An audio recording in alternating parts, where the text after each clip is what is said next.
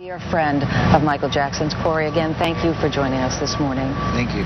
When did you get the news about Michael's passing? I was actually outside in the pool swimming with my child, and I started getting text messages on my phone that Michael had had a heart attack. I came inside and turned on the TV and pretty much watched it unfold as everybody else in the world did. And what was going through your head when you were watching this? The first thing that I thought was, I didn't want to believe it. I think still don't want to believe it to some extent, but as I was watching it, I thought that maybe this was another ploy to push back some of the dates, possibly just another hospital visit. But I didn't realize the extent of the seriousness of the situation until I actually started watching it a bit. You talk about being outside with your kid. You were just a kid yourself when you met Michael Jackson. You had been a fan of his for a very long time. That's true. What did your relationship with him mean to you? What did this man mean to you? In the early years, he was everything to me because I had a very rough upbringing, very troubled childhood, and he was somebody that could understand. He was somebody that could relate. He seemed to be able to listen to my problems and accept them and understand them and give me kind of, not advice, but kind of brotherly affection, an ear, or somebody that could listen and understand, and that's what he brought to the table for me. And not only that, but obviously the idea of, as a kid, somebody that you idolize, an icon, to take themselves out of themselves and listen to your problems. It's nice enough for somebody who's a celebrity to be nice to their fan and sign an autograph or take a picture, but to actually devote time to spend with you and listen to your problems, that says a lot about a person, and certainly the person that he was in the beginning was that very man. And had you kept up with, I know you had a bit of a falling out, had you kept up with him in more recent years? We actually hadn't spoken in about 7 years. Yeah.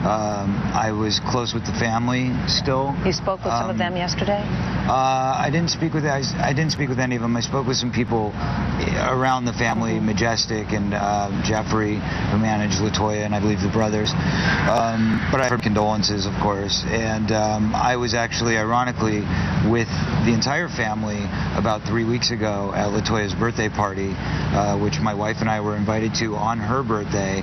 And was Michael there for that? He was supposed to be there, and he ended up not showing up because of rehearsals for the concert tour. So unfortunately, we didn't get a chance to mend things, and I think we left things a bit open-ended, which is always hard. Yeah, absolutely. Corey, thank you so much for your time this morning. Corey Feldman. I'm going to throw it back to you now. All right, Meredith, thank you very much. The exact cause of Jason's death will not be known. An autopsy is performed. That could happen later today. Dr. Nancy Snyderman is NBC's chief medical editor. Roger Friedman is a senior correspondent for The Hollywood Reporter and is Mike Jackson for a lot of years. Good morning to both of you. Nancy, let me start with you. Cardiac arrest. This is a massive heart attack, it sounds like, but we don't know yet. Massive heart attack, and the first reports were that by the time the paramedics came, he was already cool to the touch.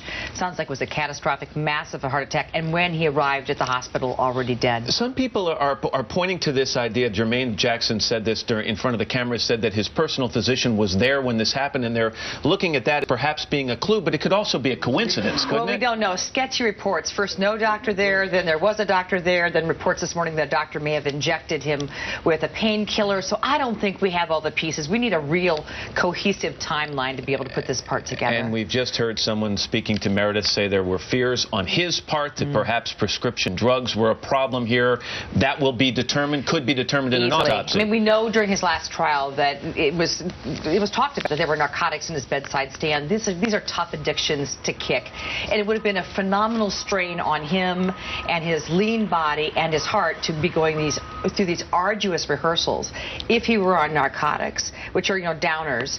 And the cause it might have had in this, very easy to know from tissue and blood samples during the autopsy. We'll find out the answer to this. Roger, you were just saying to me during the beginning of the show that he had been through a rehearsal, I believe Wednesday. You said Wednesday night. And everybody thought it was a great rehearsal, and he seemed to be in great form, so it's got to be even more shocking that this happens a day later. Yeah, it really is, because my reports reports for the last several weeks was that he really wanted to make these shows work in London, that he was working hard. And I'm a little surprised when I'm hearing reports, you see it in the tabloid, that kind of thing, which you must disregard, that he was frail or wasn't up to the task of doing this, because he was doing it. He was going to rehearsals. He was very excited. He was working with dancers.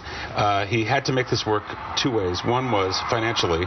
He needed it desperately. And the other was he wanted to show his kids one last time what he did for a living. You talk about what his financial situation. What emotional strain did that place on Michael over these last several years? Well, you would think it would place a big strain on you and me, but we're talking about hundreds of millions of dollars. So when I say he was down to his last $20 million, right, which for Michael Jackson was not much because he spent a lot. But you see, that is the number that has struck me over this last day. It said he was in debt to the amount of $400 million. How does an individual get in debt to that's what an airline loses. That's not what an individual is in debt. Well, starting in 1994, when there was the first child molestation accusation, and he had to settle with that child and his family, that was about $20 or $21 million. And then it snowballed from there. More people sued him, more settlements came. He was borrowing heavily against his half ownership in the Beatles catalog, and he used that as leverage, and it kept getting worse and worse. Also, you have to remember, as the years went by, his career was not always Thriller. He didn't always sell 22 million albums. He had a couple of disappointing albums. He had disappointing albums, and, you know, as time goes by, albums weren't selling, CDs came in, then downloading, and everybody's sales went down. So he was always in need of replenishing that Thriller lifestyle. Real quickly, what's going to be left for his children? He's got 3 children. What will they inherit? This will be interesting because, first of all, no one can find a will. Nobody knows what lawyer has it. This man who you had on this morning, Brian Oxman, is not Michael Jackson's lawyer and should not be speaking for him. Michael Jackson's lawyer is in Atlanta, and his name is Joel Katz. He's with a firm called Greenberg Traurig. And as far as I know, they don't have the will. So there's going to be a big search for that now to see who gets what and how they're going to dispose of the estate. Roger, thanks. Thank Good to see you. Appreciate it. Nancy, as always. Nice to have you here. 17 minutes after the hour, let's go back to Meredith.